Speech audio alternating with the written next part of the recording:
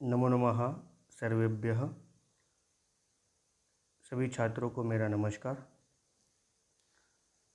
छात्रों, आज हम कक्षा 7वीं की रुचिरा पाठ्यपुस्तक के अंतर्गत तृतीय पाठ पढ़ने जा रहे हैं। पाठ का नाम है स्वावलंबनम। जैसा कि आप देख रहे हैं, यह तीसरा पाठ जो स्वावलंबन नाम से दिया गया है, उस पाठ में हमें संख्यावाची शब्द तत् एतत् शब्द पढ़ने हैं। देखो, पाठ का नाम है स्वावलंबनम। स्वावलंबन मतलब स्व अवलंबनम। अवलंबन माने डिपेंड रहना, किसी पर आधारित रहना। जब अवलंबन का मतलब होता है आधारित रहना, और जब आदमी खुद पर ही आधारित या अवलंबित रहता है तो उसे कहते हैं स्वावलंबनम। तो शब्द कैसे हो गया है? स्व प्लस अवलंबनम।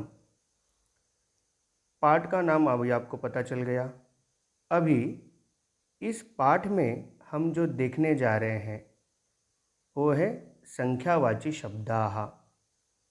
संख्यावाची शब्दाः माने संख्यावाचक शब्द, जिन शब्दों से हमें संख्या पता चलती है। जैसे 1, 2, 3, तो ये क्या हो गए?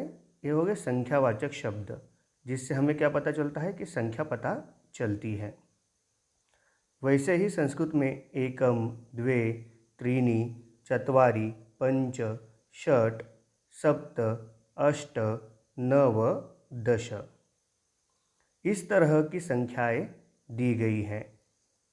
साथ ही तद और एतत् शब्दौ च, तद और एतत् सर्वनाम जो है, यह सर्वनाम हमें देखना है।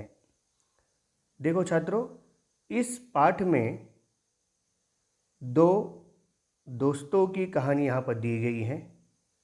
दो मित्र हैं और दोनों मित्रों के घर की परिस्थिति के अनुसार उनके स्वभाव में, उनके बर्ताव में कौन कौन से बदलाव दिखाई देते हैं, यह हमें इस पाठ से देखना है। तो देखो, कथा एक है और दूसरा होता है व्याकरण। तो कथा में हम देखेंगे दो दोस्तों की कथा, और व्याकरण में हम सीखेंगे आज संख्यावाची शब्द तद और एतत् शब्द। तो चलो पाठ को पढ़ते हैं और साथ ही समझते हैं। पाठ को पढ़ते समय आपके सामने किताब होनी चाहिए, ताकि जो मैं पढ़ रहा हूँ उसे आप अच्छी तरह से समझ लें। साथ ही मैं प्रत्येक शब्द का हिंदी में अनुवाद बताऊँगा, तो आपको ध्यान से सुनना है कि हर एक शब्द का अनुवाद बताते समय यदि आप अच्छे से सुनेंगे तो आपको अनुवाद लिखने में आसानी होगी। पाठ को पढ़ने के बाद आपको हिंदी में अनुवाद लिखना है। कृष्णमूर्तिः श्रीकंठश्च मित्रे आस्ताम्। श्रीकंठस्य पिता समृद्धः आसीत्, अतः तस्य भवने सर्वविधानि सुखसाधनानि आसन्। तस्मिन् विशाले भवने 40 स्तम्भाः आसन्। तस्य 18 प्रकोष्ठेषु 50 गवाक्षाः, 44 द्वाराणि, 36 विद्युत् व्यजनानि च आसन्। तत्र 10 सेवकाः निरन्तरं कार्यं कुर्वन्ति स्म। परं कृष्णमूर्तेः माता पिता च निर्धनौ। कृषिकदम्पती। तस्य गृहम् आडम्बरविहीनं साधारणं च आसीत्। परिच्छेद को पढ़ने के बाद हमें अभी इस परिच्छेद को समझना है। कृष्णमूर्ति ही श्रीकंठश्च। देखो, इस पाठ में जैसे मैंने पहले बताया कि दो पात्र है प्रमुख। एक है कृष्णमूर्ति, दूसरा है श्रीकंठ। तो एक का नाम हो गया कृष्णमूर्ति, दूसरे का नाम हो गया श्रीकंठ। तो संस्कृत में जब भी और शब्द का इस्तेमाल होता है तो हमेशा च शब्द जो है वहाँ पर लिखा जाता है। जैसे कि आप देखेंगे दूसरा शब्द जो है कृष्णमूर्ति के बाद का श्रीकंठः च, तो वहाँ जो च का मतलब है और। मित्रे आस्ताम, मित्रे माने दोस्त, आस्ताम थे। तो कृष्णमूर्ति और श्रीकंठ दोनों दोस्त थे। श्रीकंठस्य पिता समृद्धः आसीत्, श्रीकंठ का पिता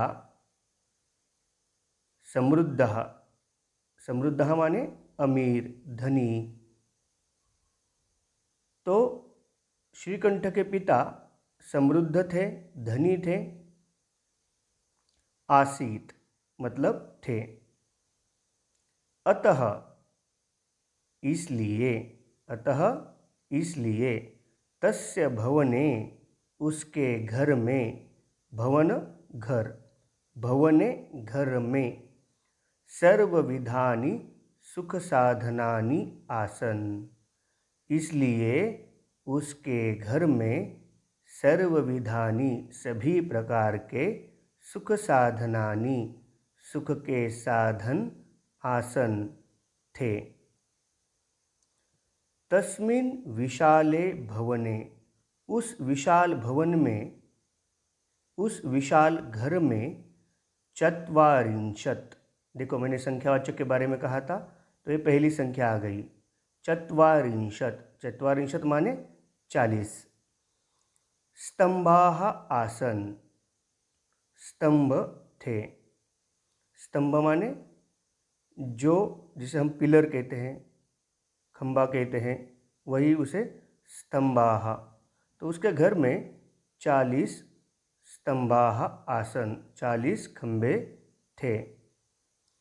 तस्य 18 प्रकोष्ठेषु, उसके 18 प्रकोष्ठ माने कमरे, प्रकोष्ठेषु उसके 18 जो कमरे थे उन कमरों में 50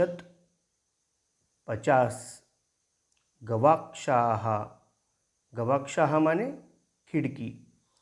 जैसे हर एक कमरे में एक खिड़की होती है, वैसे ही उसके 18 कमरों में 50 खिड़कियाँ थी।